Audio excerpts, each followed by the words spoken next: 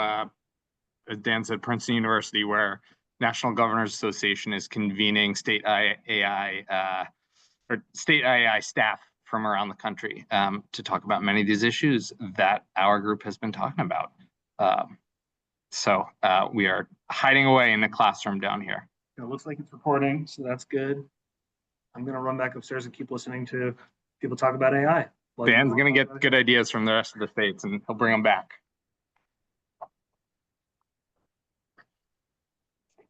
Awesome. Well, thanks a bunch, Scott. Do you want me to kick us off and then want to turn it back over to you? Yeah, go for it. Well, yeah, I'm excited to talk about this week's existing protections and remedies for some of the potentially harmful uses of AI. I think that it helps me to maybe contextualize this a bit in terms of what we already talked about last week. Well, I guess at this point it was a few weeks ago. But like taking a step back and looking at a global level of what we've talked about, what we're talking about today, and then where we're going for the third meeting.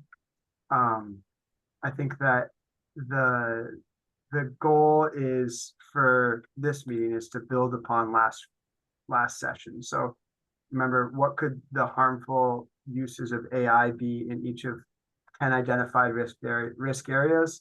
We then combine the risk areas for different categories, and I think we have 4 categories now, unless I'm mistaken, and all of them kind of try to group risk areas with different elements, but the same underlying considerations together. So, right, misinformation, manipulation, and cyber fraud has deception, political manipulation, financial fraud, and cybersecurity threats. Similarly with B, C, and D. But yeah, keeping in mind that, right, thanks, Scott, this is awesome. So where we were at on the 28th, what we're trying to accomplish now, and then the goal is for today to find things we like, identify things we don't like, and for meeting 3 on the 21st, be able to drill down on the specific areas where we have the ability to take action, it makes sense to take action, and we think it would be productive here. So, Scott, what'd I miss? No, that's great. So I think this is it's sort of fleshing out where we are at today, and then this is in many ways wind up for what I think will be a really interesting conversation of sort of synthesizing these risks, what protections are in place in terms of exploring some of the thematic areas here. So what Justin and I had imagined for how to structure today is I late Friday had sent out a draft that I put together, and say I'm not a legal analyst by any means, and I got help from AI on this. So we were imagining maybe giving people a few minutes to look through this and then walk through each of these 4 buckets, and in that talk about, are there gaps in terms of any protections or remedies that are missing? Are there places where perhaps this draft is overstating how existing laws might apply to AI applications? And going through this, are we uncovering any new risks that we might want to explore further? And walking through this document being the bulk of this conversation today. We've got 90 minutes, but then holding maybe the last 10, 15 minutes or so, looking ahead to this sort of more discussion and synthesis conversation. And so thinking about, are there themes, implications that you want to make sure that we hold time to talk about when we next meet as we organize it, since it's going to be a little bit of time between now and the next conversation, and it will be fresh. I'll just sort of say two small mechanical comments. One is you all had very good feedback that we should change the name of this group from the legal risks to something else, because these aren't risks about sort of the legal elements. we are more thinking about sort of the risk within the context of sort of our legal structure. I did not do a good job of operationalizing that recommendation here, so I apologize, but we'll get that right in the future here. Two, I know, just I want to acknowledge this is a long, pretty dense document that I sent you all, and with not a whole lot of time ahead of our call today. Been juggling a few different things over here, and intended to give you all a bit more heads up on this, but did not. So I think if it is helpful to have 10 minutes of quiet time for people to spend with this, Justin, I think we've got room in our agenda that we could do that and invite people to turn off Zoom or turn off their cameras and just sort of read through that if it would be helpful to the group. Otherwise, we can also jump right into discussion. Yeah, that sounds great. Should we come back at 1:20? Would that be good for everyone? Yeah, that can work for me. That sounds great. And I'll put in the chat the questions that I sort of just ran through in terms of what we're imagining for each of these. Thanks, Scott. All right. See y'all in 10 minutes.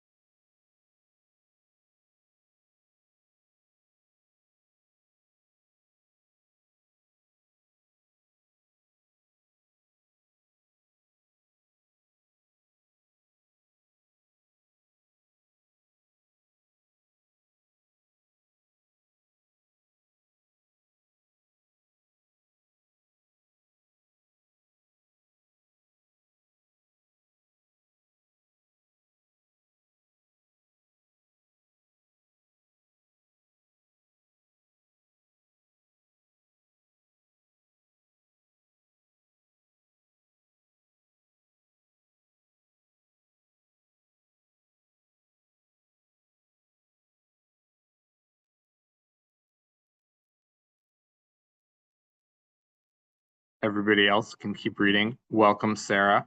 Glad you found us. Sorry about that confusion. Folks are taking till 1:20 to spend some time individually with the document that I sent. And then we're going to come back at 1:20.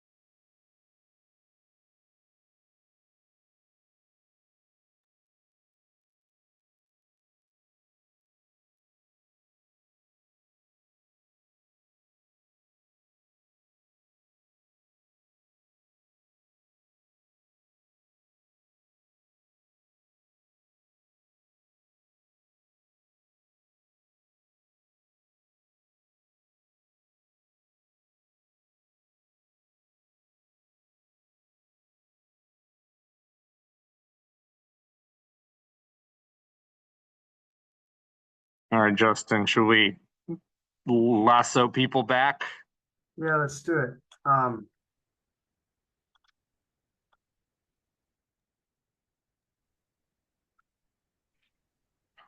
did you say Sarah? Oh, Sarah's here. Great. Yes, Sarah is now here.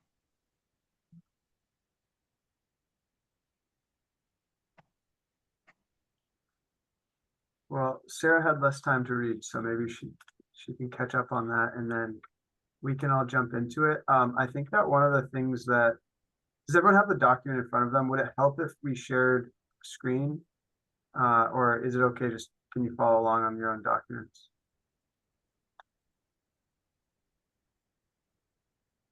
Well, unless someone objects, I'm gonna just assume everyone can follow along so people can navigate on their own.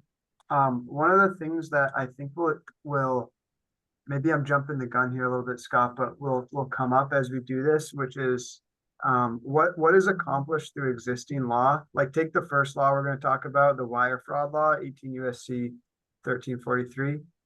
I mean, it was drafted before AI was really publicly used or understood. and long before generative AI.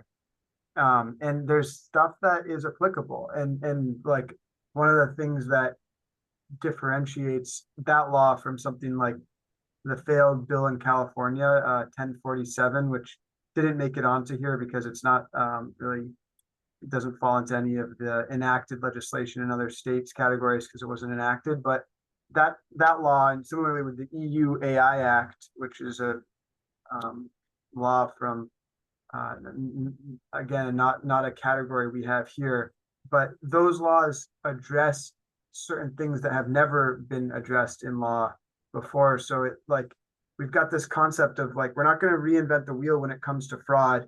Do we really even need to add anything? Because substantially the language in the wire fraud statute is broad enough to cover wire fraud committed with generative AI. And that's on one hand, and then on the other hand, we have these laws that are crafted with AI in mind, and we'll get into it, but like parameters for what models are regulated and like operating computer clusters that have to have policies for AI safety and AI governance that never before have occurred to any legislator before 2023. So I think that it's just maybe that dichotomy could guide our discussion of these laws, viewing, is it general enough to encompass AI? Does it need to be tweaked to include it? And then is there something specific that's missing that, could be amended to include that thing? Or do we need a whole new law altogether to regulate this set of behavior? So that's kind of like that decision metric that I'm using as I'm assessing the viability of the laws we're about to go through. And before I get into it, does that make sense? Are there any comments on that, or sort of like other people's ways of looking at these areas?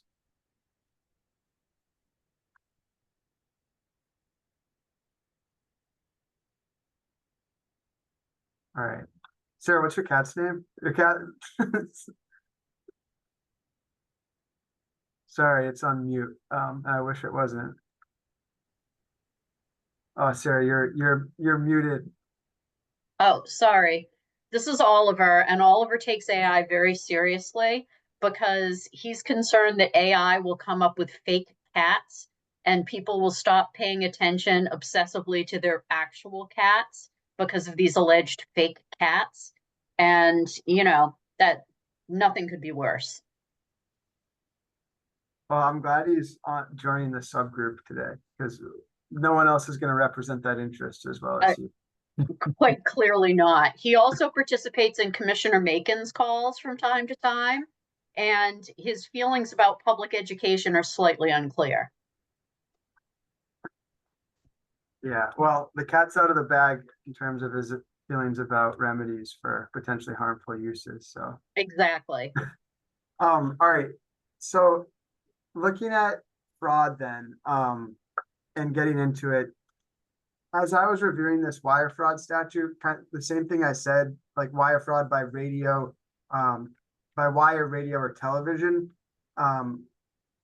There's this broad kind of like flush language at the beginning of the statute. Whoever having devised or intending to devise any scheme or artifice to defraud for obtaining money or property by means of false or fraudulent pretenses, transmits or caused to be transmitted by means of radio, wire, or television communication in interstate or foreign commerce. So any writing, signs, signals. The question is this type of like, focusing less on like the literal law, but more on like what it represents. Is this the type of law that needs that is suited to the current moment? Well, I would say just throw out there, and others may disagree, but in general, I think that Maine courts are not as willing to extend kind of generic statutes to new specific instances without some kind of legislative endorsement. I think I'm just, it's overgeneralizing, but in general, I think if you want to be sure something's going to be covered, um, with a new developing innovative technology or some kind of new scheme or fraud, um, it often requires going back into the statute and specifying it in a way that makes it very, very clear to the court. Just my 2 cents. So where there is a law of seemingly broad general applicability, you still don't think judges will substitute their interpretations for those of legislators. In general, they're, I think, more likely, if there's any concern about whether something should be applied in the facts of their case, I think they tend to um, lean towards, an interpretation that says, well, the original understanding of the legislature couldn't have embraced this because this didn't exist at the time. And if they want us to apply it on this in this set of facts, then they will make that more specific. I mean, it's in general just kind of a conservative judicial philosophy compared to some other places. I think that's a good point and a good segue into the Maine law here that makes it a crime to obtain someone else's property through deception. Like if you compare the two, the federal law seems to focus a little bit more on the medium, right? Wire, television, radio, whereas the Maine law focuses on the act and the type of law like that. The Maine law, I mean, I'd be curious to hear all of your perspectives on this, but the Maine law, by focusing on the act, almost like preserves its applicability to new technologies because it doesn't actually matter whether it's cable television or generative AI chatbots. If the act is committed, that's the prescribed behavior or prohibited behavior. What do you all think of that?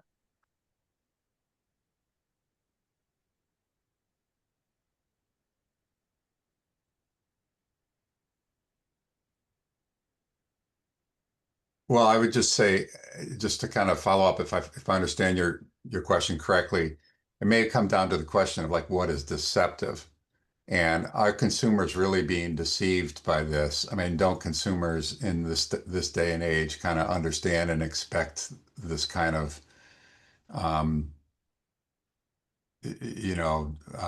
manipulation and I don't know. Is it really? Can you really say it's deceptive? Um, shouldn't the consumers be, buyer beware, whatever? It may just be that they would lean on that to try to, get the point that I was making earlier that it needs more specific legislative clarification. That I worry about that too, the kind of caveat emptor issue. And would there, as AI becomes more a part of day-to-day life and also a part of our communication and our consuming, to what extent would this really capture the question of, deception? I think that could become a problem. So I'm going to share my screen, even though I said I wouldn't, just for the sake of all getting on the same page on this law. Looking at the Maine law, 17A, section 354, theft by deception, right? And I think that for the purposes of this discussion, this language here, right? Can you guys all see it all right?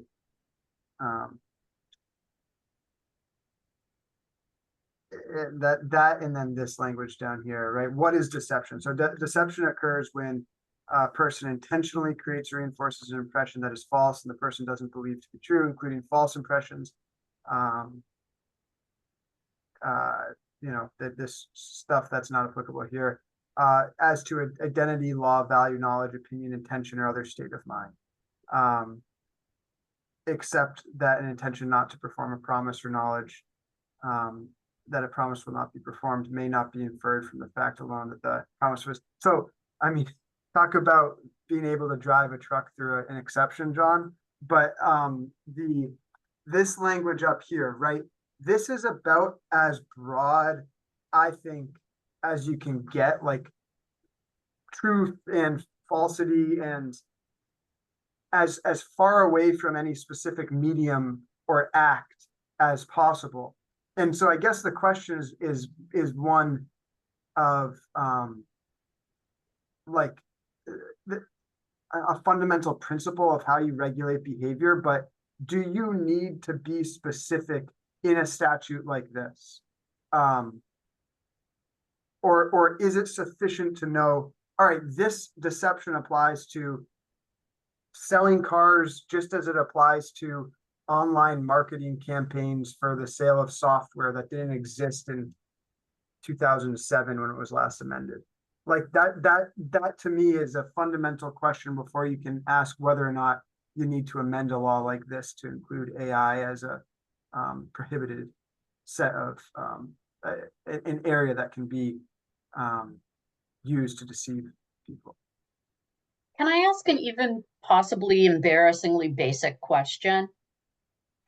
When it comes to AI, who is the person that we're talking about? Are we talking about the person that created the model? Are we talking about the person that's actively using the model for the nefarious purpose? Are we talking about someone else? I mean, I remember when the lawyers with the briefs with the cases that didn't exist first came up, people were like, well, whose fault is that? And it seemed to me obvious that it's the lawyer's fault, because it was no different than if we'd had our secretary write a brief for us, and despite being very kind, they had no idea what a case stood for, right? But when you get to sort of the large language models and some of the outreach that we're talking about here, who are we trying to hold responsible?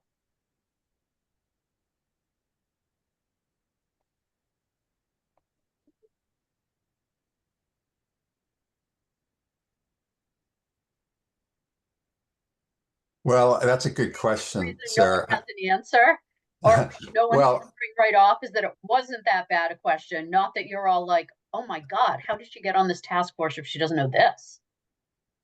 I think of this like in the context of advertising, where somebody puts up a commercial advertisement that that includes some kind of manipulated content that's misleading. I guess in that case, I would sort of assume that it's whoever puts up the advertisement, not the broadcaster, but the commercial entity that's advertising. So it would be the entity, the person that's behind, or is causing, deploying the AI for their purpose. Yeah. I mean, I think that what this is intended to apply, I mean, I think in this context, the discussion is not so much about what happens like when you actually do a chat and Chat GPT and, it provides you some information that's misleading. That's not so much what we're talking about. I think we're talking about when that in turn is incorporated into an advertisement, like some kind of generative AI is incorporated into an advertisement or a solicitation, some kind of communication to the public. I mean, I'm just talking off my seat of my chair here, so I'm not sure. I But think that's you're kind of right, what John. I think about it as in the cyber world, or a threat actor who, regardless of how they're doing it, the person that is intending to deceive or take advantage of the situation, regardless of the tools. But in the context of this, who is using generative AI solutions to deceive another person or another entity? It's the way I think about it. And that might shift from law to law, right? It might not be the same, Sarah, as for this law as it would be for, like, if we look at like the attempt to regulate entities by the California Senate, and looked at who was a covered covered entity. I mean, I think it probably appears up at the top here, but the approach with this is very much applying a series of rules to covered models and the companies that promulgate covered models. And that's because this law is, or would have been predominantly a law that regulated the size and capabilities of models. So like, I think for the purposes of today, we're probably talking about regulation of the user of AI as opposed to the maker of the large language model. But it's a good question. Like, are there any areas where we can shift the onus from the individual onto, you know, it can Maine, a small state all the way across the country from where these frontier models are developed, somehow shift the onus in some small ways, so there's some culpable or responsibility shared by the purveyors of these large language models. Is that because that feels like the subtext to your question, right? Well, I was thinking about the difference between a general statute that, like you said, is incredibly broad in the amount and the conduct that's covered, right? Versus regulating AI specifically, where you could literally pin down, among other things, who was culpable for what. And the other thing I was thinking about is thinking back to our first meeting when we were talking about Maine's population and the likelihood of potential users. I mean, one of the things that I can picture happening is having a defense that is along the lines of, I had no idea it was doing that. The it being the AI and the that being the thing that turned out to be false or, you know, deceitful or deceptive. So, And sorry. no, go ahead. That was sort of where my mind was going when I was talking about who are we trying to hold responsible, because it just seems like there are different ways to get at those two pieces of it. So what I was thinking about is that, you know, at the bottom of your chat GPT, it says chat GPT may make mistakes, and check your answers, you know, before you use them or whatever it says. And I guess the question is, how long will that continue to be posted, and is it legally meaningful?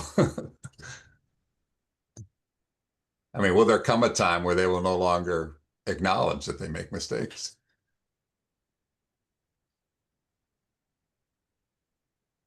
I don't know, only if it says, I am not a human, I do not make mistakes. Yeah, right. That has, you know, that has legs. So, I mean, there's another concept here that I feel like has been like hovering around the outskirts of this conversation, and it's like the idea of Section 230 under the Communications Decency Act, I think. But the idea that like a provider or a user of an interactive computer service will not be treated as like the publisher or speaker of any information provided by another information content provider. So the concept there is that you're responsible for your own actions. And just because one user does something, that user's to blame for the things that result from that behavior, but that doesn't mean that other users or the platform itself is. And one argument that AI companies have used to extrapolate this concept is, you don't punish Adobe because somebody creates a Nazi insignia that they then post all over the school district's public website. You don't punish Adobe for that behavior because it's understood that Adobe was just creating an ability to put the shapes in a document that the person then chose to do and then printed, and they did the affirmative act of placing that stuff all over the school. And so I think that like these AI companies would love to have Section 230, that principle of individual responsibility, applied to the way that legislators regulate their behavior. Put the onus on the user, not us. And I think that in a lot of, and we'll get to it, and I'm sensitive of the time here, but that there's states who have put the onus on the user, and that the federal government's increasingly likely to do the same. I think one good example, the Maryland Online Data Privacy Act does have a section that focuses on the responsibility of developers to demonstrate kind of transparency in how decisions are made and to regularly share information about the extent to which there's potential discriminatory or fraudulent material that they're incorporating into the data. So I do think that that kind of accountability structure is one way to approach the problem of shifting the burden, or at least sharing the burden with the user. And the assessments that they have to do for processing activities do include unfair and deceptive treatment under the MODPA. And that hasn't gone into effect yet. It's effective, I think, October 1st of this year. Molly, which section of it, if I'm looking at? Yeah, I can look. Also, feel free to share your screen and just pull it up if you, I think you should have the ability to do so.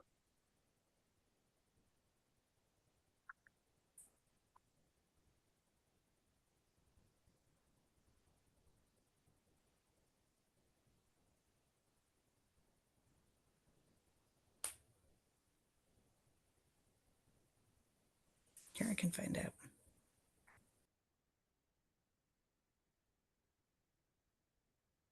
JJ, is there, as Molly's pulling that up, sort of thinking about other analogs here, and I imagine as a company like LL Bean, as you all have contracts with all of your software vendors, and increasingly think about vendors that incorporate an AI tool, how do your contracts with vendors contemplate responsibility for AI outputs that may not be what is intended, or that end up showing up differently than what somebody might use? Where does that responsibility sort of lay, and where do they draw the line? Good question. I don't know. I'm not involved in the detail. Yeah. I don't know that there's been any new clauses brought forward where we are thinking about responsible AI and what's in the contracts. But I can ask that question of our procurement team, but nothing has come my way in the contracts that I've been working on lately. JJ, are you seeing insurers require certain language or like certain protections or compliance with certain standards so that you are less likely to be the subject of some fraud or cybercrime around AI? Not that I'm aware of to this point. We are compliant with a variety of different regulatory things like PCI and data privacy and all of those types of things. But to my knowledge, there's not been any specific stipulations yet, and around AI that I've seen. We do have, from like a cybersecurity perspective, obviously we have specific insurance that we have in place in the event that there was a breach or ransomware, et cetera. But I'm not aware that if any, anything coming through new specific to AI yet. I can take that as a follow-up on both of these, both procurement and insurance, but nothing that I'm aware of.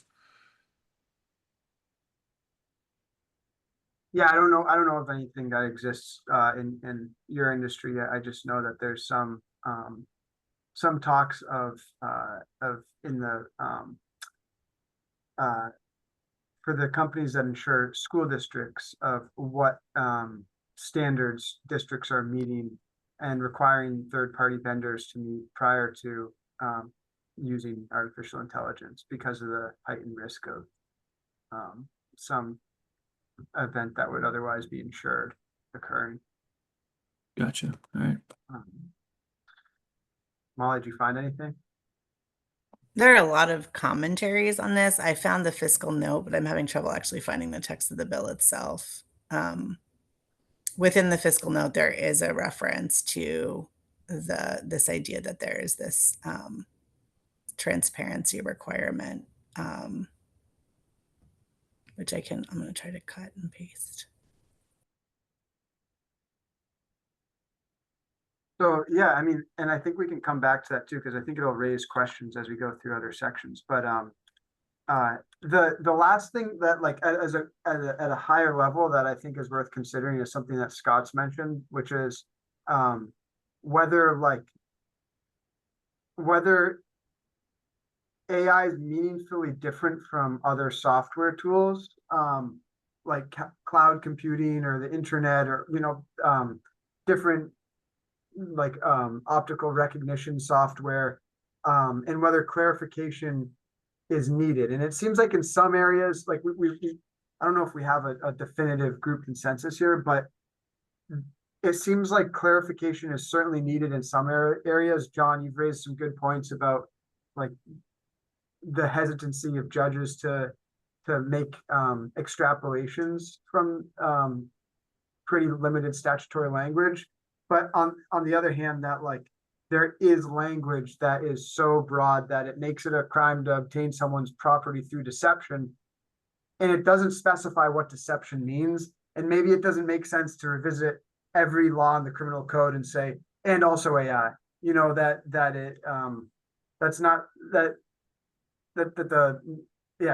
a great solution. The middle ground is somewhere between those 2 points. I don't know what that is, but that's a safe assessment based on what everyone said. Do you guys agree with that though? That like just, I guess, looking at the 2 laws we've looked at, the federal wire fraud law, which seems like it probably, and it's beyond the scope of this group, but it probably needs an updating because it starts to talk about medium. And as soon as you talk about medium, you got to include AI because it wasn't mentioned in the mediums or enumerated in the law. But then where there's action prohibited, you don't necessarily need to specify it's also prohibited to engage in this action through AI, like with the Maine law. Is that kind of, can we arrive at a consensus there that's, you guys, does that make sense?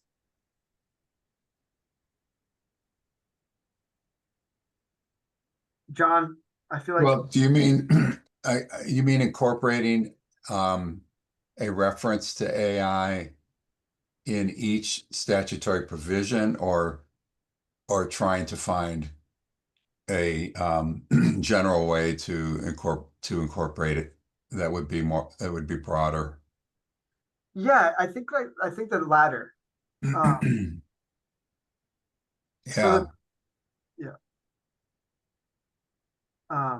Like something in like the definition section of 17A, doing any of the below with the with this tools, and depending how you define that with AI, artificial intelligence tools,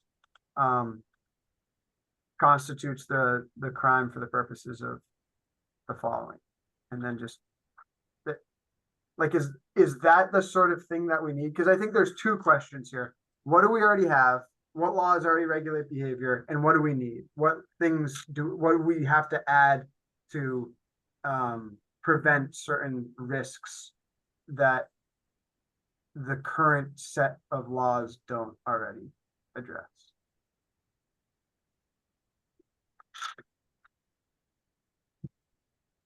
Well, I think those are important questions. And I think one thing that, I mean, as somebody who's has a lot of time in the legislature, I think it would be really interesting to go and look at some of the deliberations that they've already had on some of these concepts and see what their thinking is.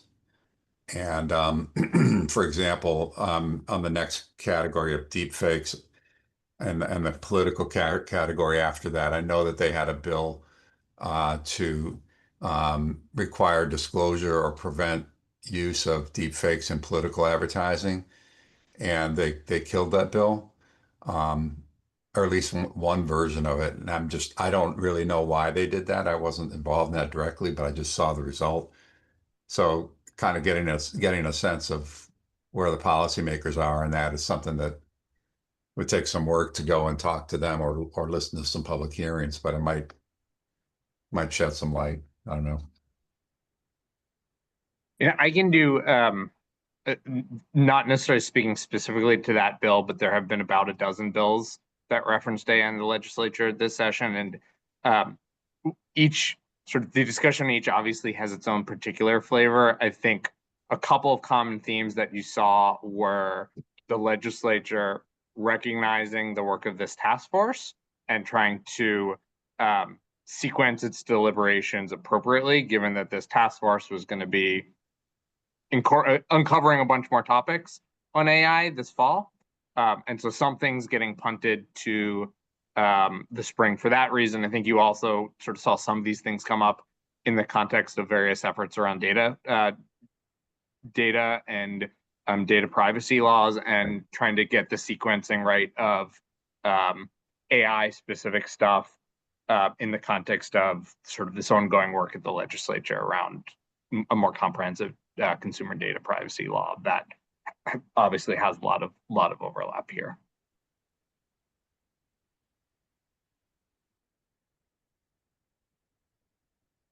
And Molly, I want to get to that in a second, but one to put a cap on that conversation, we did just see this this law signed, this bill signed into law. Scott, did you work on this? No. Okay. And it's interesting because it directly relates to the question of deception right here, that we're talking about with the interpretation of 17A. But look at this sentence that I highlighted here. A person may not use AI or other technology to engage in trade and commerce with a consumer in a manner that may mislead or deceive reasonable customers into believing that the customer is engaging with a human being, unless the consumer is notified in a clear and conspicuous manner that they're not engaging with a human being. So it's discrete, right? It's limited to like the classic, like, let me put you on hold and then let you talk to a chat bot type of thing. But it seems necessary because there's never like that is a novel problem. And it doesn't fall underneath other laws, including the fraud law we just talked about. All right, Molly, what'd you find?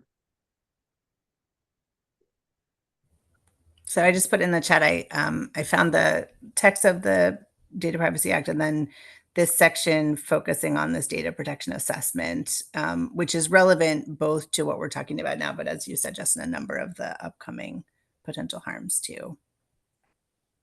Yeah, I mean, I think we can start, like, if you don't mind digging a little deeper, because I think it does relate to what we're about to talk about. So that section, right, if we're looking at 14, yeah, 14609.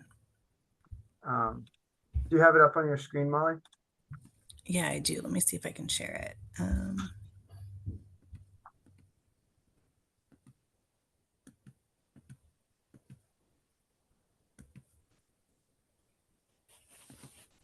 Whoops. Oh, I'm sorry. I just lost it completely. I'm trying to do a shared screen thing with my own computer here. So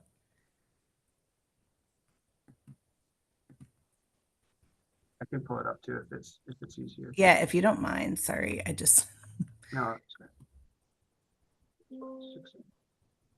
You'll have to direct me where in this. here I got.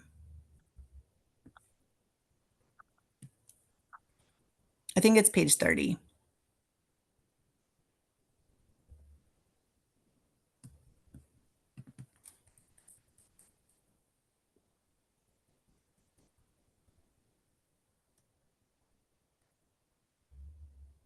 Yep, so halfway down the page.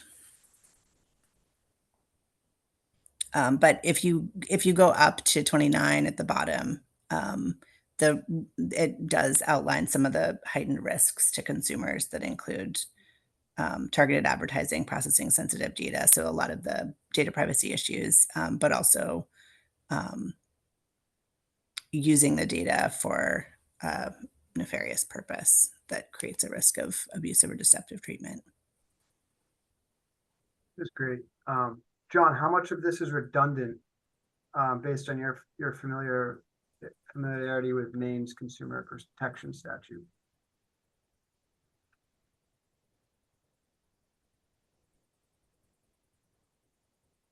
Well, I'm not all that confident in my answer, but I don't think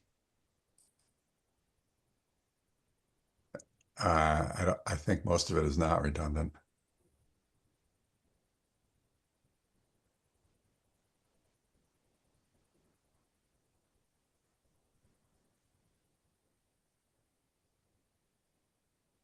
Justin, at the risk of interrupting, I think this part of the rich conversation, I am keeping my eye on the clock as I'm wanting to do here.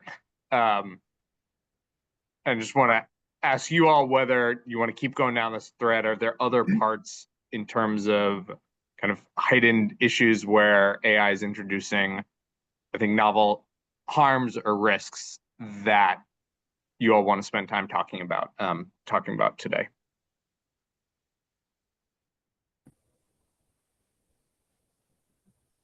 No, I think to the extent, Scott, we can build out this resource we have right now with some of the things we've just talked about and include some of those other statutes in that language. I think this is a very helpful conversation. I think you're right. We should start moving on. The election, I feel comfortable with the deep fakes. I guess I think that section is pretty robust and it didn't really leave a lot for me to feel like I need to contribute here. How do people feel about just the state of the document when it comes to category A sub deep fake, right? The Take It Down Act and then Maine's 511A. Anything to add there?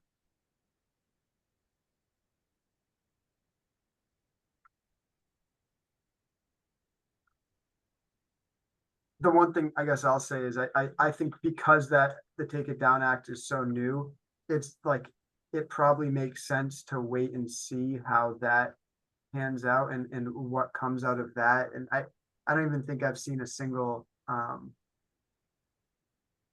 don't think I've seen a single case in which this has come up in the last couple months. So I've been trying to follow it because it relates to this concept of deep nudes, which is like deep fake generated nudity that a lot of schools have been experiencing, some in Maine, but some of our clients have written to us and asked us what to do about it. So I've been trying to follow this and it doesn't seem like it's being litigated, but that might change. Any other takes on this, the deep fake?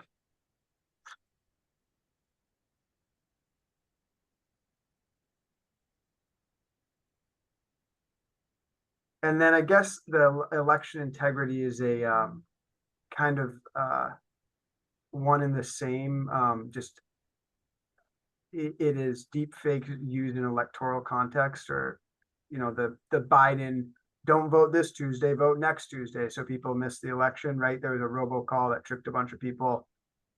I actually got one of those. There was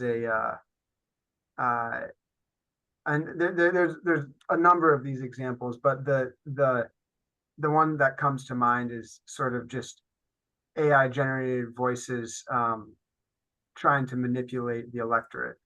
And I'm curious if, like, I was looking a little bit, this isn't really where I practice law, but into Maine's ballot question committees and who has to register as a ballot question committee. And it's based on expense, right? How much money, like with all these financial contributions to political campaigns, it's based on how much money you put in versus like the input and how many people you are reaching out to. And all of a sudden you can reach out to a much wider audience than you could have 20 years ago with way less money. And so whether that metric still is an adequate one to gauge impact when it comes to electoral influence. Like that was something I got thinking about in preparation for today. And I don't have an answer on it, but I'm wondering if anyone has, I mean, all of you, I think, are probably more versed in that than I am. Or have more familiarity. Any thoughts there? Well, I've done a lot of work in the campaign finance world, and I think that's a really interesting question, an important question. Yeah, because the thresholds are based on, mailings and newspaper publications that are incredibly expensive to reach a lot of people compared to this stuff. Yeah.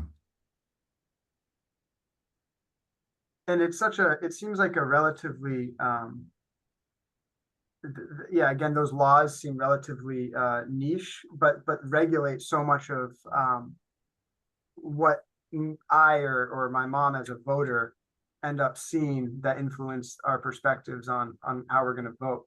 And I wonder if the true value of like a subgroup like this is drilling down on a set little, like this small area of law where the way we measure impact is one way and AI changes all of that. And so we should just adjust the law to, same everything except instead of by $5,000, we're going to say reach intended to be distributed to more than 500 people or something, and that's the small change we make there. And all of a sudden that law can address the novel problem of AI influence for elections. I love that.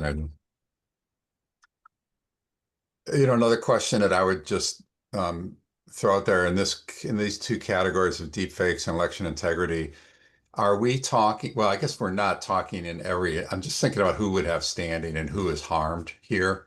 And, in the case of the revenge porn or the generated sexual images, then presumably the person whose identity is depicted in those images would be the person who has standing.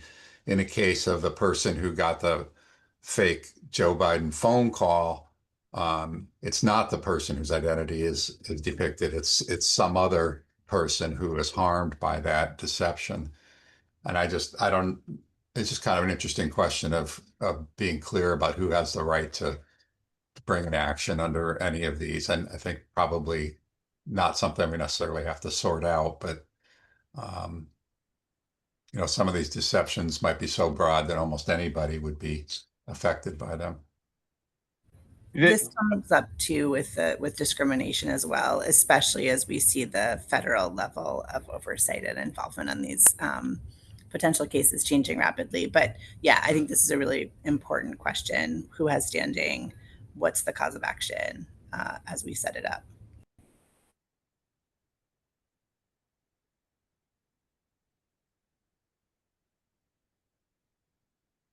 So cybercrime, I feel again like it kind of relates to all of these. There is 1030, which we haven't really gotten into, but based on our conversation earlier, right? This is a federal statute that seems to regulate the conduct rather than the medium, and operating from the principle of it's okay to regulate conduct and it doesn't need to be updated because it's broad enough to address novel problems. And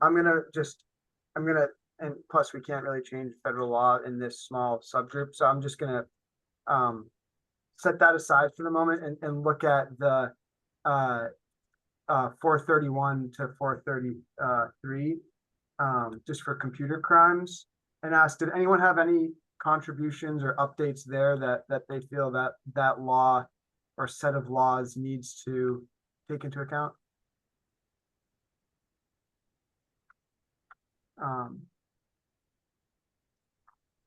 And Scott, I'm sorry if this focuses too much more on like what we're going to be doing in the third meeting. It's just, I think, a helpful way to like interrogate these laws. No, keep going, keep going.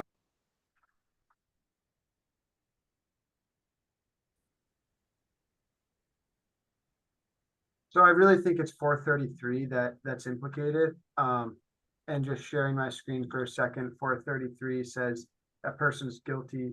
Can you, yeah, you can see it. Of aggravated criminal invasion if you make a copy of a program knowing you're not authorized to, intentionally damage a computer resource of another, having no reasonable ground to believe that you have the right to do so, and then or intentionally or knowingly introduce or allow the introduction of a computer virus into any computer resource. So here, I mean, I heard of one case where it's still ongoing, but there is somebody basically shared a virus with like 10,000 different employees for this that worked with this contract, or I'm sorry, 10,000 different customers that worked with this contractor, and that person had no idea what they were doing, and somehow like the hackers had used some AI enabled it was something like being able to simulate the tone of the people that worked with that person, kind of like that case, the chief financial officer we talked about last time who was defrauded. But I think this type of law accounts for that, right? You didn't intentionally or knowingly introduce it. It's not any different that the virus was with AI versus the virus was with pre-existing software that could corrupt a computer. Do you guys feel differently? Like this type of law needs to see an update because of AI? John does. Yeah, I mean, I think so. I think in 1A there, make an unauthorized copy of program, software, computer information. I mean, I could imagine an AI scheme where somebody is talking with a bot and they think that the bot is a customer service person and they turn over their password and their user ID. And that would probably, maybe that's computer information. I'm not sure, but it should probably be clarified that it would include things that aren't necessarily viruses and aren't necessarily damaging to the computer, but could lead to, it's not strictly speaking, maybe invasion of privacy, but lead to the financial loss. I think the word copy too is an unauthorized copy is probably not helpful here, right? Because it might be authorized at the time because of the deception, and because it might not be a copy, it might be provided for the first time.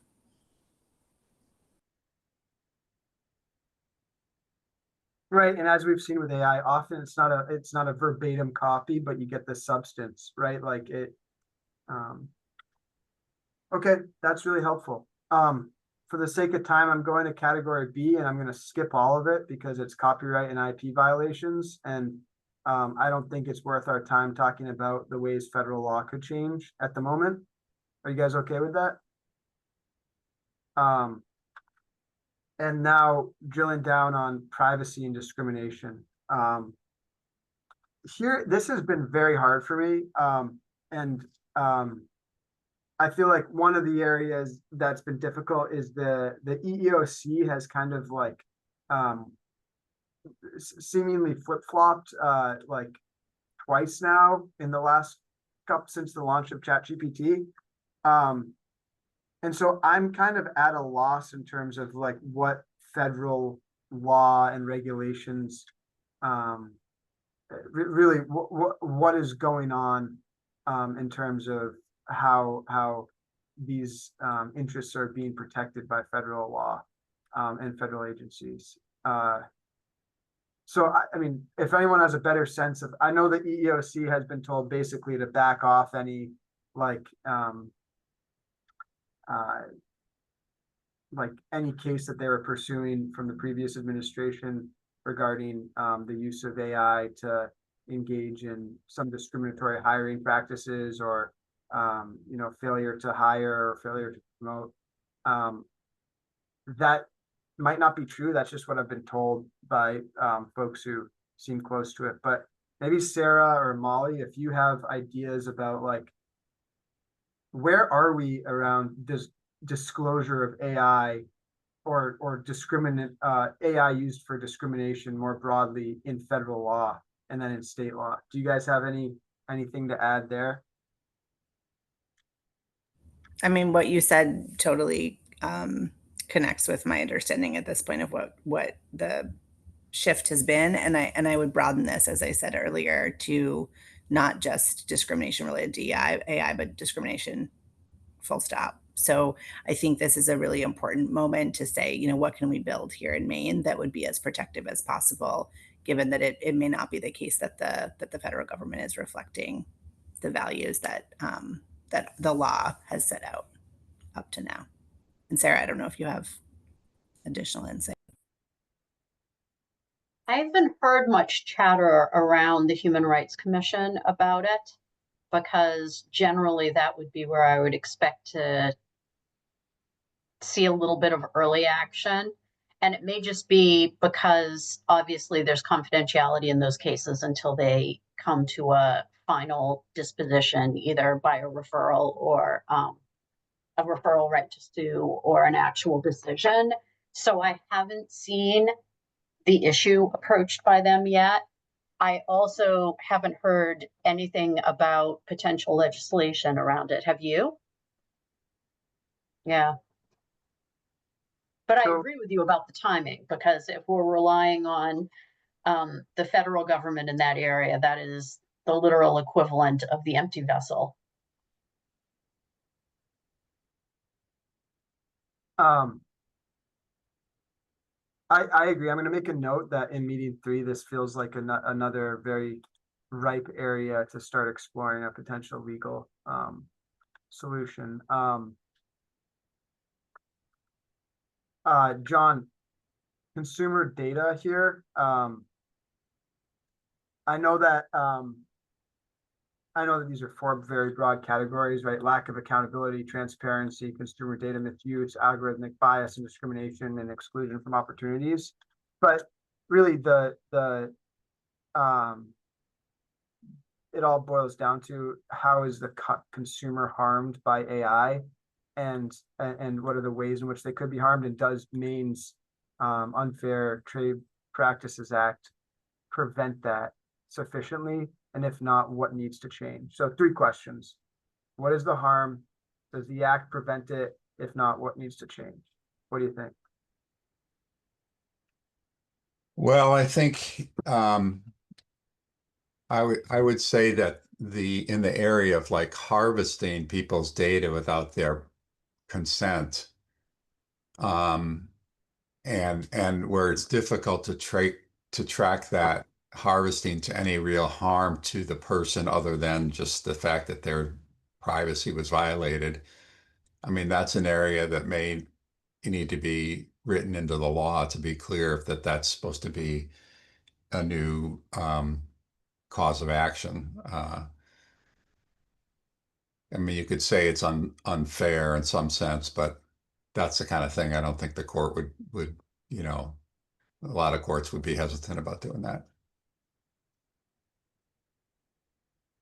So at some point, John, maybe it's next meeting or maybe after next meeting, but I think it would be helpful to I'd do it today. I don't think we have the time, but to look at this law and get your take on specific tweaks, like what is the least amount of change we can make to impact the law to make it applicable to the types of harms that that this group is convened to address, right? The new, like the novel AI problems is kind of the language I've been using, but is that something I could add? I mean, we could try to explore next meeting or some point in between that. Yeah, I can try to look at that. I mean, again, I guess I would I would look at legislation that's already been introduced to see what people are already thinking about, whether it's passed or not. But that would be a start. But yeah, I can try to do that. Awesome. Sure. Thank you. Yep. So I think we've covered the bias and discrimination a bit. It feels one and the same with, at least at the federal level, how the EEOC is treating disclosure and our conversation around there. And then finally, because I do want to save 5 to 10 minutes for the last part of this, but the health and safety, AI health and well-being. Here is an area where, as I was trying to prepare for this, I felt incredibly just overwhelmed with the breadth of like I was getting into like the Affordable Care Act and like looking at like pretty esoteric sections there, that there are these like small changes it feels like you could make. And I'm wondering, I don't know Maine health law at all, but I'm wondering if anyone here does and knows, all right, here's the type of thing that we could drill down on to require disclosures to patients. To, you know, there's a recent study that came out about doctors being better when they were, their ability to use AI note takers, and then separately their ability to use AI diagnostics, and that doctors with AI were worse than doctors doctors without AI were the worst at diagnosing patient illnesses, then doctors with AI, and then AI generally. So you give the AI a set of symptoms, and the AI was able to say, here's the most likely malady that's impacting this individual. And I remember hearing some commentary around requiring doctors in a certain state to use this, just on a legal tech podcast I was listening to. But that doesn't really seem like a viable solution for Maine. But I'm wondering if there is some middle ground on like enabling doctors to use this this tool, provided that the employer has like licensed and has sufficient HIPAA compliant agreements not to share private information of the patient when they're using the tool. So I mean, that's a lot. And that also is just to show like that's like the extent of my knowledge on this area, like note-taking and diagnostics. Is there other stuff on this health category that it's worth taking into account? I'm still trying to recover from a couple of weeks ago and Therabot. I mean, the Therabot example was so utterly frightening. The idea that it would go so far off the rails that it would pick up on empathy at the cost of, well, not giving absolutely the wrong advice. Oh, Yeah, they also you talked all about got to meet Therabot, right? Or the discussion of the Therabot example? Yeah. Okay. truly terrifying. They also talked about the use of AI in triage as well, sort of decision making about who gets what treatment when. Oh, that's interesting. I mean, the note taking, I thought of all of them. The note taking one that then organized the notes, to me, seemed the least harmful, like most possible to do good without doing harm, as long as the professional's actually reading and signing off on them, and editing is appropriate. But the idea that you could have an interaction with a healthcare provider that wasn't split screen with them trying to take down and fill in, whatever requirement it was they had to have to bill, that was the one to me that seemed like the most worth pursuing. I have a question that just for my own understanding. In the context of healthcare, are there do healthcare providers have their own language models and their own AI, tools that they have that they have educated themselves with their own parameters and their own understandings, or do they just lean on, do they just I do thought the, that what the gentleman from Maine Health said, what did he say about they used the medical records of 400 million patients in order to build this model? Or, I mean, it was coming directly from medical records into their own okay, base, because my immediate thought, based on the conversations that we've had in the past, was since training the model is everything, if you exclude the people who are already excluded from the healthcare system in building your model, right. you're going to end up with a model that reflects the people that are in the system and not the people who are not. I mean, And- his response to me, by the way, which made a world of sense, was, well, how do you think case studies are done in the literature now? And point well taken. But I'm Right. just sort of thinking of this as a potential new frontier that might break away from some of the old, the issues that we've identified with where medical knowledge and where the studies have been in the past. But of course, it's just going to replicate it because it's still using data from the people that use the services. Sorry, long answer to your short question. Yes, they're building their very own enormo model. And also there's a lot of companies that are selling these models. So, and many different services that are focusing on different health related issues. But one of the interesting things that also came up was the question of ROI. If you're going to pay for this service, how is it going to make your business as a hospital better? And so I too thought the note taking seemed great. And then also became concerned to hear that it's been used to, try to get the number of patients who are seen by each physician to be able to be increased. So, thinking about like that quality versus quantity question and how this could play into something that actually becomes sort of nefarious as well is important because there are a lot of really significant financial elements to these decisions that individual hospitals and clinicians are making once they sign up with a particular software company.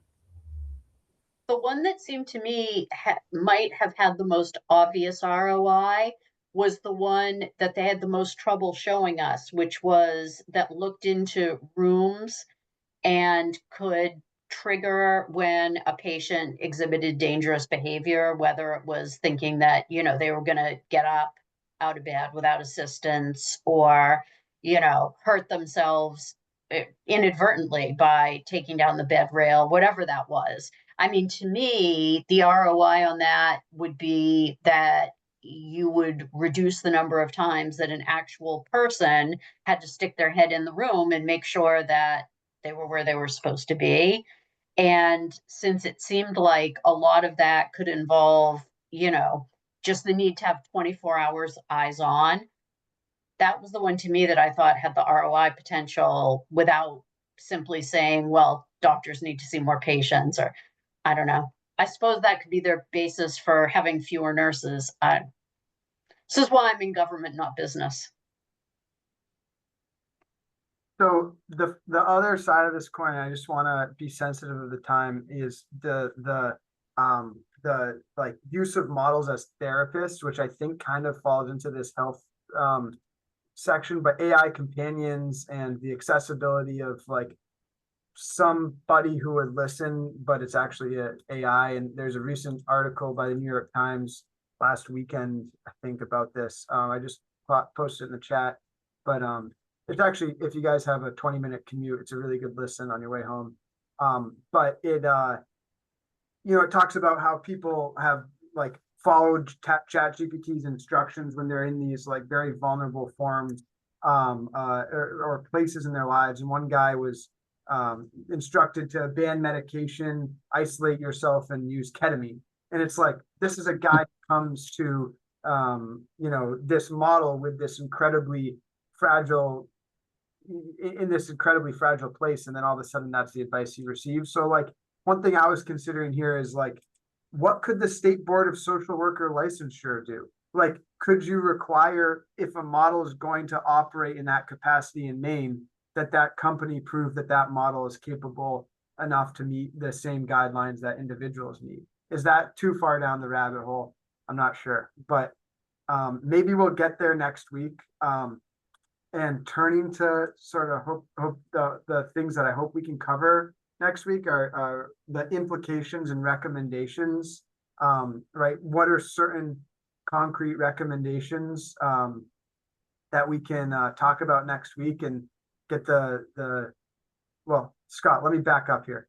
That's what next week's meeting is about, or I'm sorry, the July 19th meeting is about, looking at what are concrete recommendations we can start to coalesce around.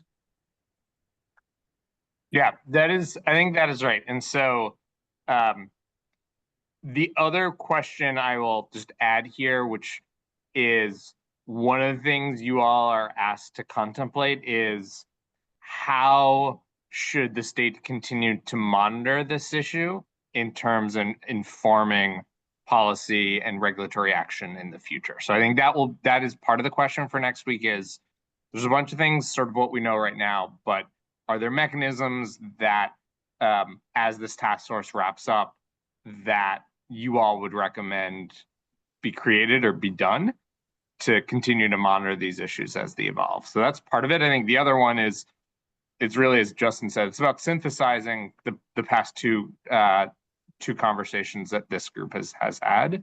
I could imagine one of the things is, as I'm sort of listening to you all talk about this, one way I can imagine recommendations emerging is something like sort of a set of a three-pronged framework that is a little bit less on here are the specific laws that require to be adjusted, and more of here are a bunch of novel applications of AI that we saw that may stress or sort of may react to our current laws in ways that we're not ready for. Two, as we do that, what are some sort of themes or principles that we think the state should consider in adjusting those? So I think what John and Justin were talking about, of like moving from spending-based thresholds to reach-based thresholds because AI is going to make things much cheaper, like that could play out in a bunch of places. And then the third thing you all could recommend is saying, here are a bunch of topics that we think warrant a whole bunch more careful study, like the mental health stuff, like some of the bias stuff that the small group's not going to get to, even the task force as a whole probably not going to get to, but you help the legislature and the governor go from a world of kind of an infinite number of topics to focus on, to say, the first things that should be focused on are these 5 areas. Is let's look at AI and election fraud. Let's look at AI and bias. And that maybe a packaging like that, from what I'm hearing you all say, could be a nice way to synthesize this. If that feels good to folks, I can try and take a swing at drafting something like that, and we can make that part of the basis for what you all sort of work through next time. Does that framework resonate with people as a way to summarize this? Yes. Yeah. Yeah, that sounds great. I think the only thing I might add is a couple specific instances or recommendations, like to illustrate what we mean, but not like literally that's what we're hanging our hat on. Yeah, and that's probably a good thing to do in the group next time, is sort of pick some examples that really motivate each of these. In terms of the state, like what does the state need to do going forward, like long term, I just have a very strong hope that whatever it is will be very like decentralized and ubiquitous. I don't think there needs to be like a department of AI because I think everybody needs to be on top of this, and they can't let it sit somewhere else and think it's not their responsibility, because every agency and department, commission needs to be thinking and be aware of all of these challenges and opportunities as well. So it needs, I think it really needs to be universalized and expected to be part of everybody's job description in every area. All right, well, you all get a chance to pick up that theme more in a month. Justin, any final words from you? No, thanks for a fascinating conversation, guys. All right, well, thank you, everybody. Between now and when we next see each other, Justin will have a ring on his finger, we hope, as Justin's off to get married and go on a honeymoon. So congratulations in advance, Justin. That's and great. look forward to seeing you on the other side. Thanks. Appreciate it. Congratulations. Congrats. All right, take care, everybody. Thank you so much. I thank you.